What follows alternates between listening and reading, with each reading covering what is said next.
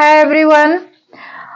जैसे according to routine मैं time table में बताई थी कि जो कहानी है यानी संचयन है, सैटरडे को संचयन की क्लास होगी। तो संचयन में पहली क्लास 10th की, तो क्लास 10th में पहली स्टोरी जो है वो क्या है, हरिहर काका। क्या है?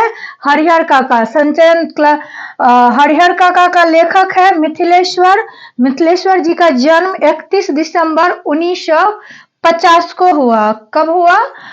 31 दिसंबर 1950 को हुआ इनका जन्म। बिहार के भोजपुर जिले के वैसाडीह गांव में हुआ। कहाँ पे हुआ? तो इसका जन्म स्थान जो है बिहार के भोजपुर जिले, भोजपुर जिले तो सब जानते होंगे, वैसाडीह गांव में हुआ। इन्होंने हिंदी में MA और PhD करने के उपरांत व्यवसाय के रूप में अध्यापन कार्य को चुना। इन दिनों आरा के विश्वविद्यालय में रीडर के पद पर कार्यरत है। किसके पद पर? तो रीडर के, रीडर मतलब पढ़ने वाला, विश्वविद्यालय में। मिथिलेश्वर ने अपनी कहानियों में ग्रामीण जीवन को बखूबी उकेरा है। जो मिथिलेश्वर जी है ग्रामीण जीवन को बहुत ही सुंदर से दिखाया है। इनकी कहानियां वर्तमान ग्रामीण जीवन के विभिन्न अंतर विरोधों को उद्घाटित करती है। जो गांव की स्थिति होती है जमीन जगह लेके, उनके जो अंतर विरोध होता है, मन में जो एक विरोध रहता है, उसको ये सामने प्रस्तुत किया है, जिनसे पता चलता है कि आजादी के बाद ग्रामीण जीवन वास्तव में किस हद तक भयावह और जटिल हो गया है। बदलाव के नाम पर हुआ यह है कि आम लोगों के शोषण के तरीके बदल गए हैं। बदलाव जो आजादी के बदलाव है, सही बात है, पहले हम गुलाम थे तो एक मन में होता था कि हाँ हम गुलाम हैं, आज हम आजाद हैं, लेकिन कहीं से भी हम आजाद नहीं हैं। एक कहावत है कि अगर तालाब में बड़ी मछली है तो वो छोटी मछली को निगल जाती है। यही कहावत जो है समाज में चरितार्थ होता है, यही कहावत चलती आ रही है। हर जो पोस्ट पे है वो नीचे पोस्ट का दमन करता है, शोषण करता है। तो बस शोषण का तरीका बदल गया है अंग्रेज के तरीका में, और हमारे जो पद प्रतिष्ठित व्यक्ति है उसके शोषण के तरीका में कुछ चेंजिंग हो गया है। मिथिलेश्वर की प्रमुख कृतियां है बाबूजी, मेघना का निर्णय, हरिहर काका, चल खुसरो घर आपने, कहानी संग्रह, झुनिया, युद्ध स्थल, प्रेम न बारी उपजे और अंत नहीं। ये क्या है? ये इनके उपन्यास है। अपने लेखन के लिए इन्हें सोवियत लैंड नेहरू पुरस्कार सहित अन्य कई पुरस्कारों से सम्मानित किया गया। इसे क्या किया गया? इसको सोवियत लैंड नेहरू पुरस्कार से सहित अन्य कई पुरस्कारों से, इसके अलावा और कई पुरस्कार से इन्हें सम्मानित किया गया। किसे किया गया सम्मानित? मिथिलेश्वर जी को। मिथिलेश्वर जी कौन है आपके सिलेबस में? तो हरिहर काका के लेखक है। ये जीवनी लिखे हैं, कुछ संस्मरण टाइप से ये कहानी लिखे हैं। हरिहर काका के यहाँ कहानी स्टार्ट होती है कि हरिहर काका के यहाँ से मैं अभी अभी लौटा हूँ। लेखक कह रहे हैं कि जो हरिहर काका है उनके यहाँ गया था और वहां से अभी ही मैं आया हूँ। कल भी उनके यहाँ गया था, मैं कल भी उनके यहाँ गया था, लेकिन ना तो वह कल ही कुछ कह सके और ना आज ही, ना तो वो कल कुछ हमसे कह सके और ना आज ही कुछ कहे। दोनों दिन उनके पास मैं देर तक बैठा रहा, और दोनों दिन मैं बहुत देर तक उसके पास क्या रहा? बैठा रहा, लेकिन उन्होंने कोई बातचीत नहीं की। लेकिन उन्होंने क्या किया? कोई भी बातचीत नहीं की। जब उनकी तबीयत के बारे में पूछा तब उन्होंने सिर उठाकर एक बार मुझे देखा। जब हरिहर काका से लेखक ने तबीयत के बारे में पूछे तो हरिहर काका एक बार सिर उठा करके मिथिलेश्वर जी को यानी लेखक जी को देखे, फिर सिर झुकाया तो दोबारा मेरी ओर नहीं देखा। हालांकि उनकी एक ही नजर बहुत कुछ कह गई, लेकिन उसकी जो एक नजर थी वही बहुत कुछ कह गई। जिन यंत्रणाओं जो कष्ट के बीच वह घिरे थे, यंत्रणाओं मतलब होता है यातनाएं, क्लेश, कष्ट के बीच वह घिरे थे और जिस मना स्थिति जो उनकी मन की स्थिति में वो जी रहे थे उसमें आंखें ही बहुत कुछ कह देती है। मुंह खोलने की जरूरत नहीं पड़ती है। जब आदमी अंदर से टूट जाता है, टूटने के बाद उसके लिए कोई सहारा नहीं रह जाता है, तब उसकी आंखें ही बहुत बात बयां कर जाती है, यानी बता जाती है। हरिहर काका की जिंदगी से मैं बहुत गहरे में जुड़ा हूं। जो हरिहर काका है उनसे लेखक बहुत ही गहराई से जुड़े हुए हैं। अपने गांव में जिन चंद लोगों को मैं सम्मान देता हूं, जो कुछ लोग को मैं सम्मान देता हूं, उनमें हरिहर काका भी एक है। कह रहे हैं कि जितने व्यक्ति को मैं सम्मान देता हूं गांव में, उनमें से एक हरिहर काका भी है। हरिहर काका के प्रति मेरी आसक्ति यानी लगाव के अनेक व्यवहारिक और वैचारिक कारण हैं। जो उनसे लगाव है, बहुत सारे व्यवहारिक और वैचारिक कारण है। वैचारिक मतलब विचार। उनमें प्रमुख कारण दो है। एक तो यह कि हरिहर काका मेरे पड़ोस में रहते हैं और दूसरा कारण यह कि मेरी माँ बताती है हरिहर काका बचपन में मुझे बहुत दुलार करते थे। यानी व्यवहारिक कारण ये हुआ कि वो जो उनसे उनको बचपन में लेते थे और उसका दुलार मलार करते थे, तो ये व्यवहार की वजह से उससे मिले जुले थे और विचार उनसे मिलता जुलता था। तो ये दोनों कारण से क्या थे, हरिहर काका और मिथिलेश्वर जी दोनों के निकट थे एक दूसरे के। अपने कंधे पर बैठाकर घुमाया करते थे। उनकी माँ बताती है कि जो हरिहर काका थे उन्हें अपने कंधों पर बैठा करके घुमाया करते थे।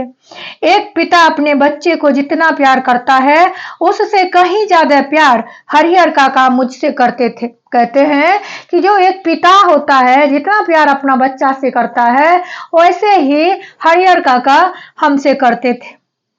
और जब मैं सयाना हुआ, सयाना मतलब बड़ा हुआ, तब मेरी पहली दोस्ती हरिहर काका के साथ ही हुई। जब मैं बड़ा हुआ तो मेरी दोस्ती जो पहली थी वह किससे हुई, तो हरिहर काका से ही हुई। हरिहर काका ने भी जैसे मुझसे दोस्ती के लिए ही इतनी उम्र तक प्रतीक्षा की थी, यानी इंतजार की थी। माँ बताती है कि मुझसे पहले गांव में किसी अन्य से उनकी इतनी गहरी दोस्ती नहीं हुई।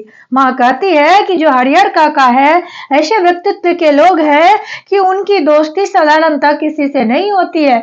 उनसे पहली दोस्ती हुई है यानी कि मिथिलेश्वर से। वह मुझसे कुछ भी नहीं छिपाते थे, खूब खुलकर बातें करते थे, लेकिन फिलहाल मुझसे भी कुछ कहना उन्होंने बंद कर दिया है। उनकी इस स्थिति ने मुझे चिंतित कर दिया है। जैसे कोई नाव मझधार में फंसी हो और उस पर सवार लोग, मझधार का अर्थ होता है चाहे समुद्र हो या नदी हो, और नाव कहाँ जाके फंस गई है, नदी के मध्य में, मझधार में, यानी धार बह रही है उसके बीच में फंसी हो और उस पर सवार लोग चिल्लाकर भी अपनी रक्षा ना कर सकते हो, क्योंकि दोनों साइड से पानी बह रही है। बीच में जो आदमी फंसा हुआ है उसकी आवाज आदमी तक पहुंच ही नहीं सकती है, तो वो कैसे बता सकते, चिल्ला करके भी वो नहीं बता पा रहे। कहने का तात्पर्य है कि जब घर के सारे आदमी इनके विरोध है, इनके साथ गलत व्यवहार कर रहे हैं, तो ये किससे मदद ले, किसको चिल्ला करके बोले। क्योंकि उनकी चिल्लाहट दूर तक फैले सागर के बीच उठती गिरती लहरों में विलीन यानी लुप्त हो जाने के अतिरिक्त कर ही क्या सकती है। जो ये बीच सागर है, जो उसका परिवार है, उसके बीच में उसका चिल्लाना, गरजना, चीखना, ये क्या है, वो लहर में, वो विरोध में दबती जाती है। मौन होकर जल समाधि लेने के अतिरिक्त कोई दूसरा विकल्प, दूसरा उपाय, यानी कि कह रहे हैं कि अब उसको चुप होकर के जल समाधि यानी जल में डूब ले जाने से के अतिरिक्त कोई दूसरा उपाय नहीं था। अतिरिक्त कर ही क्या सकती है, नहीं था, लेकिन मन इसे मानने को कतई तैयार नहीं। ये जो समाधि लेने की है कि जल में समाधि ले लूं, मर जाऊं, इसके अतिरिक्त कोई चारा नहीं दिख रहा था, तो वो फिर सोच रहे हैं कि नहीं, ये मैं काम नहीं कर सकता हूं। कौन सोच रहे हैं? तो हरिहर काका। मौन होकर जल समाधि लेने के अतिरिक्त कोई दूसरा विकल्प नहीं, लेकिन मन इसे मानने को कतई तैयार नहीं। जीने की लालसा यानी इच्छा की वजह से बेचैनी और छटपटाहट बढ़ गई हो। कुछ ऐसी स्थिति के बीच हरिहर काका गिर गए हैं। सारे परिवार के लोग इन्हें सताने में, कष्ट देने में लगे हुए हैं और उस बीच में इसको अपने जीवन को जीने की इच्छा है, जिस कारण यह छटपटा रहे हैं, बेचैन हो रहे हैं। हरिहर काका के बारे में मैं सोचता हूँ तो मुझे लगता है कि वह यह समझ नहीं पा रहे हैं कि कहें तो क्या कहें। कह रहे हैं कि मुझे जैसे लग रहा है, लेखक कहते हैं कि हरिहर काका सोच रहा है कि कहूं तो क्या कहूं, ये उनको समझ में नहीं आ रहा है।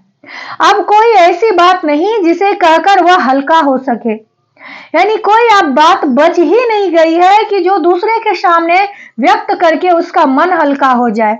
कोई ऐसी उक्ति नहीं, कोई ऐसी विचार नहीं जिसे कहकर वे मुक्ति पा सके। कोई ऐसी विचार नहीं सूझ रही है जिसको पा करके वह क्या है कि वह उससे छुटकारा पाले। हरिहर काका की स्थिति में मैं भी होता तो निश्चय ही इस गूंगेपन का शिकार हो जाता। कहते हैं हरिहर काका की जो स्थिति है, अगर उस स्थिति में लेखक खुद भी होता तो क्या होता? गूंगेपन का शिकार हो जाता, यानी चुप हो जाता। हरिहर काका इस स्थिति में कैसे आ फंसे? जो ऐसी स्थिति है, इस स्थिति में हरिहर काका कैसे फंस गए? यह कौन सी स्थिति है? इसके लिए कौन जिम्मेवार है? यह सब बताने से पहले अपने गांव का और खासकर अपने गांव की ठाकुरबाड़ी का संक्षिप्त परिचय मैं आपको दे देना उचित समझता हूं, क्योंकि उसके बिना तो यह कहानी अधूरी ही रह जाएगी। कह रहे हैं कि मैं जो ये चीज आप लोगों के सामने स्पष्ट कर पाऊंगा, इससे पहले मुझे अपने उस गांव की और गांव से लेकर के ठाकुरबाड़ी की संक्षिप्त परिचय आपको देता हूं, तभी क्या समझ में आएगा, ये कहानी समझ में आएगी हरिहर काका की मन की स्थिति। मेरा गांव कस्बाई शहर आरा से 40 किलोमीटर की दूरी पर है। लेखक कहते हैं जो मेरा गांव है, जो कस्बाई शहर आरा है, उससे 40 किलोमीटर 40 किलोमीटर की दूरी पर है। हसन बाजार बस स्टैंड के पास। कहा? तो हसन बाजार बस स्टैंड के पास। गांव की कुल आबादी 2500-3000 हजार होगी। गांव में 3 प्रमुख स्थान हैं। गांव के पश्चिम किनारे का बड़ा सा तालाब, गांव के मध्य स्थित बरगद का पुराना वृक्ष और गांव के पूरब में ठाकुर जी का विशाल मंदिर, जिसे गांव के लोग ठाकुरबाड़ी कहते हैं। क्या है? गांव में 3 प्रमुख स्थान है। गांव के पश्चिम किनारे का बड़ा सा तालाब, गांव में पश्चिम किनारा जो है वहां पे एक बहुत बड़ा सा तालाब है। गांव के मध्य में यानी बीच में स्थित एक बरगद का पुराना वृक्ष, एक बरगद का पुराना वृक्ष है। गांव के पूरब में ठाकुर जी का विशाल मंदिर है। गांव के पूरब में क्या है? ठाकुर जी की विशाल मंदिर है, जिसे गांव के लोग ठाकुरबाड़ी कहते हैं। इससे आगे जानने के लिए कल की क्लास जरूर देखिएगा। Thank you.